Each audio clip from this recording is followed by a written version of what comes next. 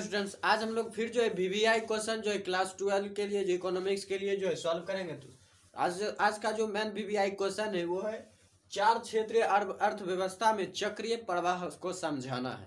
अर्थव्यवस्था के जो चार प्रकार के जो अर्थव्यवस्था होती है उसके जो है उसके क्षेत्र को जो है समझाना है, वो भी चक्रीय प्रवाह के द्वारा। तो ये इसका चक्रीय प्रवाह है, इसका चक्रीय रूप है। यहाँ पर चार क्षेत्र हैं अर्थव्यवस्था के: उत्पादक क्षेत्र, परिवार क्षेत्र, सरकारी क्षेत्र और जो है शेष विश्व। और चारों जो जुड़े होते हैं हमारी हमारी अर्थव्यवस्था से जुड़ी होती है, सारे जो है हमारी अर्थव्यवस्था से जुड़ी होती है।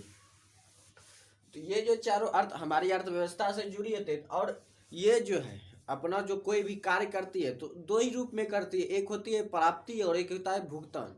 कहने करते हैं हम कोई भी जो कार्य करते हैं वो दो ही रूप में करते हैं, एक लेन देन के रूप में कि किसी से हमें कोई वस्तु लेनी होती है, किसी को या कोई वस्तु देनी होती है, तो हम इन्हीं दो रूपों में जो लेना और देना के रूप में जो है कार्य करते हैं, या बोले तो प्राप्ति और भुगतान के रूप में हम कोई भी कार्य करते हैं। तो ये चारों जो क्षेत्र है ये दो ही रूप में कार्य करते हैं, एक प्राप्ति रूप में और एक भुगतान के रूप में। तो हमें जो इसके कार्य को भी जो चक्रीय प्रवाह के द्वारा जो इन्हीं दो रूपों में समझाना है, एक प्राप्ति के रूप में और दूसरा भुगतान के रूप में। सबसे पहले हम चलते हैं परिवार क्षेत्र पर। परिवार क्षेत्र सबसे पहले प्राप्त क्या करता है?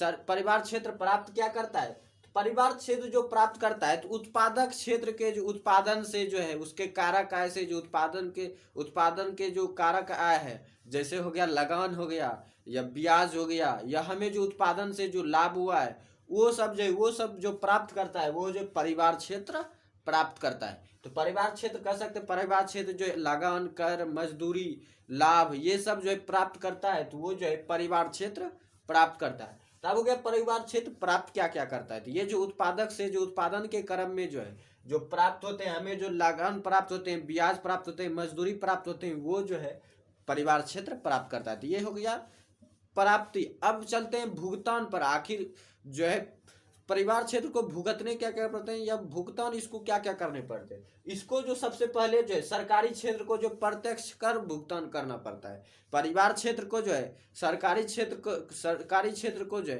प्रत्यक्ष कर भुगतान करना होता है। हम समझ गए कि परिवार क्षेत्र को आखिर भुगतान क्या करना होता है। उसके बाद जो दूसरी चीज इसे भुगतान करने होते हैं, इसे जो उत्पादक क्षेत्र को जो कुछ कर देना होता है, कुछ आय जो प्राप्ति होती है परिवार क्षेत्र को, उत्पादक क्षेत्र को भी देनी होती है।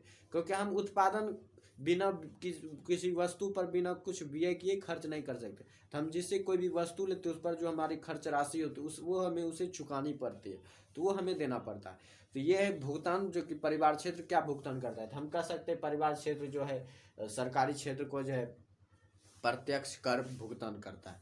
तो अब चलते हैं उत्पादक क्षेत्र पर। आखिर उत्पादक क्षेत्र क्या प्राप्त करता है और क्या भुगतान करता है, इसके प्राप्ति को समझते हैं। तो ये जो प्राप्त करता है तो ये जो है परिवार क्षेत्र से जो है उत्पादक क्षेत्र जो है परिवार क्षेत्र से जो है आय प्राप्त करता है। उत्पादक क्षेत्र परिवार क्षेत्र से जो है आय प्राप्त करता है और जो ये सरकार से भी जो है शेष विश्व क्षेत्र जो है सरकार को जो है कर प्राप्त करवाती है या सरकार को कर जो भुगतान कराती है वो है उत्पादक क्षेत्र। सरकार को जो कर भुगतान कराती है, ये हो गया भुगतान। तो उत्पादक क्षेत्र क्या भुगतान करता है? तो वो जो शेष विश्व क्षेत्र को जो है सरकार को कर भुगतान कराती है, शेष विश्व क्षेत्र से जो है सरकार को कर भुगतान कराती है। तो ये क्या कि उत्पादक क्षेत्र जो है ये क्या क्या भुगतान कराती है। अब आते हैं हम सरकारी क्षेत्र पर। आखिर सरकारी क्षेत्र क्या क्या प्राप्त करता है और यह क्या क्या भुगतान करता है। सरकारी क्षेत्र जो सबसे पहले प्राप्त करता है वो जो प्राप्त करता है परिवार क्षेत्र से प्रत्यक्ष कर प्राप्त करता है, परिवार क्षेत्र से जो है प्रत्यक्ष कर प्राप्त करता है। और उसके बाद जो है उत्पादक क्षेत्र से अप्रत्यक्ष कर और निगम प्राप्त करता है। ये जो सरकारी क्षेत्र जो है उत्पादक क्षेत्र से अप्रत्यक्ष कर और निगम प्राप्त करता है। तो ये हो गया कि सरकारी क्षेत्र प्राप्त क्या क्या करता है। ये दो चीज प्राप्त करता है, परिवार क्षेत्र से प्रत्यक्ष कर और उत्पादक क्षेत्र से अप्रत्यक्ष कर प्राप्त करता है। अब ये भुगतान क्या करता है? ये जो भुगतान करता है परिवार क्षेत्र को जो है प्रत्यक्ष कर परिवार क्षेत्र को जो हस्तांतरण भुगतान कराता है। ये जो है परिवार क्षेत्र को जो है हस्तांतरण भुगतान कराता है। सरकारी क्षेत्र जो है परिवार क्षेत्र को हस्तांतरण भुगतान कराता है। तो उसके बाद आता है शेष विश्व क्षेत्र। तो शेष विश्व क्षेत्र क्या भुगतान कराता है, क्या प्राप्त करता है? ये जो मुख्यतः जो आयात पर निर्भर होता है, किसी वस्तु के जो आयात क्षेत्र होते हैं, लेन देन की जो क्रिया में जो आने जाने का जो व्यय क्षेत्र होता है, वही जो मेन रूप से जो शेष विश्व क्षेत्र होता है। तो यहाँ पर जो ये जो है, ये जो प्राप्त करता है, ये उत्पादक से सबसे पहले किसी वस्तु के आयात पर आय प्राप्त करता है। उत्पादक क्षेत्र के किसी वस्तु के आयात पर आय प्राप्त करता है, शेष विश्व से। और ये जो भुगतान करता है, ये सरकार को कर भुगतान करता है। ये जो शेष विश्व क्षेत्र जो है सरकार को कर भुगतान करता है उत्पादक क्षेत्र के लिए।